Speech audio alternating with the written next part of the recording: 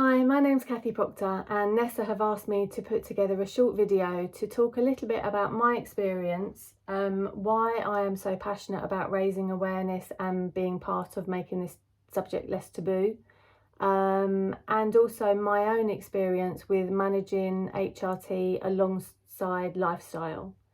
So I stumbled into being perimenopausal 2 years ago. And wasn't prepared for it in any way, shape or form. I had no idea what was happening to my body. I wasn't prepared for or had any knowledge about what to expect. And I think subconsciously I was perhaps waiting for my periods to stop, night sweats to kick in, hot flushes, and none of those ever happened for me. But what did happen was I had joint pain, which stopped me in my tracks from having to exercise or being able to walk as I used to do every day, or I still do now. It happened just as COVID hit, so I couldn't get to the GP. So I threw myself into researching and having a much better understanding.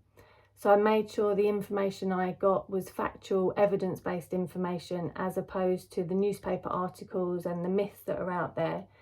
And I started to really understand so much more, and was so upset actually to realise that I just had hit 51 without any knowledge of this, and it became apparent that my friends and my family were exactly the same.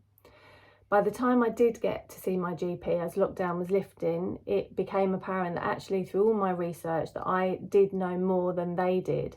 And that is because not all, but many GPs do not have training within menopause. So that is why it's so important that we educate ourselves and that we have a much better understanding, so that when we do go to the GP, we know what we want if we do have a GP that is not trained.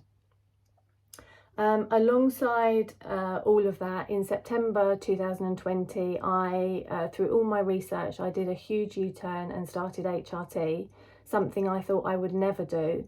But once I understood the factual information, I was able to make a much more informed choice, not just for my symptoms now, but for my personal reasons. It was looking at protecting my future health. And so I started that in September 2020, at the same time as starting my Instagram page, Me and My HRT, really to show and learn everything I had learned. And to just share my journey as I was starting HRT for anybody else that was in the dark like I had been previously. The other thing that became really important was managing my symptoms with HRT. I knew that it wouldn't just be that one thing. I wanted to do it as part of a holistic approach. And so the nutrition was really important. My exercising was important once I started to do that again, as was self-care. I think as midlife women, a lot of us don't prioritise ourselves, and I started to really focus more on that and be a lot more in tune with my body. The exercise slowly came back, but I did need to adapt that and understand that I couldn't push my body like I had in my 20s, 30s and 40s, and that I really needed to adapt that to something that was going to work for me. So the exercise was really important. I almost went back to basics and started again, and really listened and focused in on my body.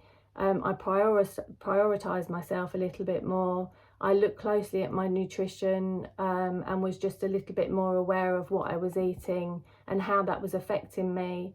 And as I say, the self-care became very important as well.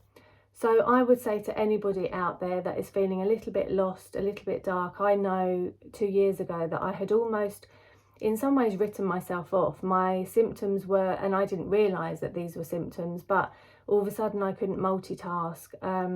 I'd lost concentration, so I wasn't reading a book. My periods were erratic but so heavy. My migraines were terrible.